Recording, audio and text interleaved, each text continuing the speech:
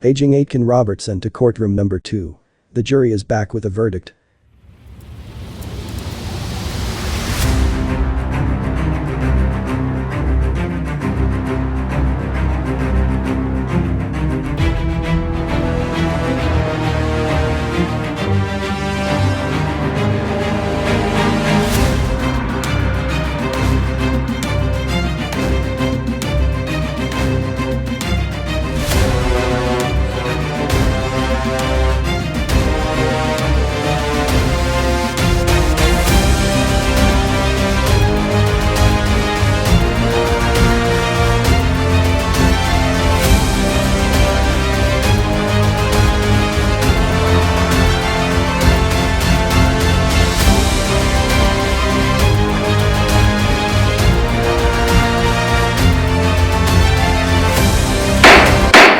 Members of the jury, how do you find the accused?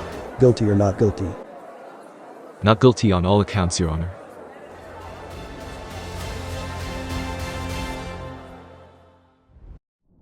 Welcome to Legally Speaking with Melanie van Orde, presented to you by Aitken Robertson Criminal Law. I'm Melanie, and today's episode features an important discussion with counsel Richard Aitken from Aitken Robertson. In this episode, Richard will address the critical question: if you've lost your criminal case, can you appeal?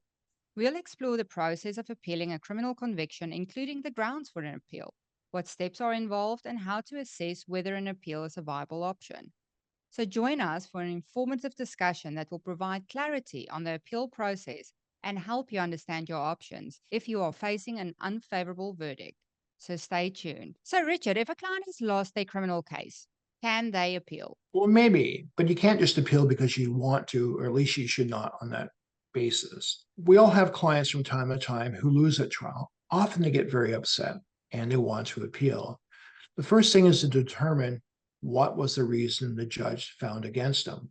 If it was a situation where the accused testified, gave their version of the events, and the judge found what they said was not capable of belief, and any other evidence that they presented as part of their case, similar situation, the judge didn't find any reasonable doubt there, and as well as the complainant is believed beyond a reasonable doubt, that's very difficult to appeal because it's a finding of fact. But the same is for the Crown. If the Crown is unsuccessful and the accused wins and there were findings of fact, the Crown would not appeal. It's a very, very difficult appeal. You can only appeal if it's a finding of law, which is the problem. I'll give you an example. Say, Mel, you've been charged with impaired driving, you're kind of scratching your head as how that happened because you were the passenger in the back seat. But for some reason, the judge, notwithstanding that, even though there's no evidence that you were ever the driver or that you were ever having care and control of the vehicle, convicted you. So that would be an error of law, because to be convicted of operation or care and control of a motor vehicle, you have to be behind the wheel, driving, or otherwise having some sense of care and control of the vehicle. In your situation, you had none of that. There's no facts supporting that.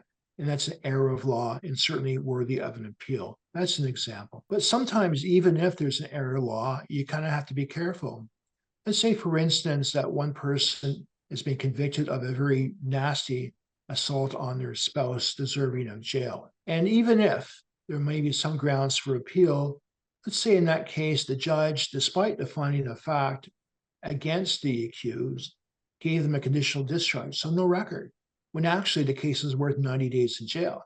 You got to be really careful there, because if you appeal the verdict, the Crown's probably going to cross appeal the sentence and try to get an appellate court to change the sentence from a discharge and no criminal record to 90 days in jail. If you don't actually appeal, it's less likely the Crown would appeal on their own. So in some cases, even though you could appeal, you should not, because as they say, be careful what you wish for. And then, Richard, is it safe to say for appeals you can appeal both the verdict and the sentence? Some cases you can't. Some you're just appealing the verdict, some it's just sentence, and some it's both. That is true.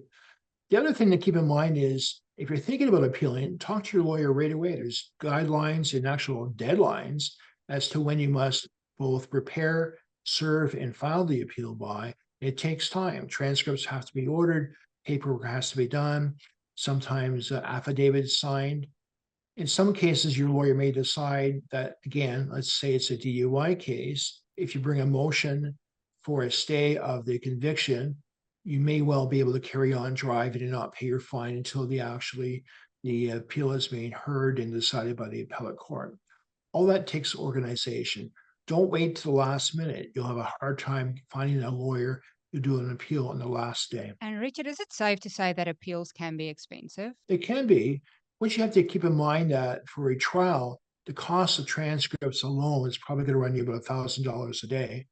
And you need all the transcripts, 3 copies in fact. Now, the second and third copy are a lot cheaper than the original, but still that adds up. Appellate lawyers are expensive, and you don't want to be appealing unless you've got a good case.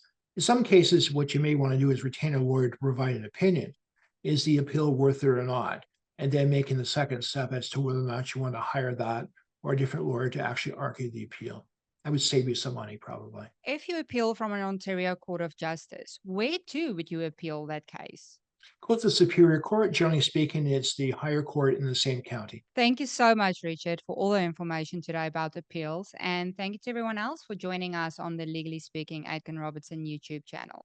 Don't forget to like, subscribe, and hit that notification bell so you never miss another video.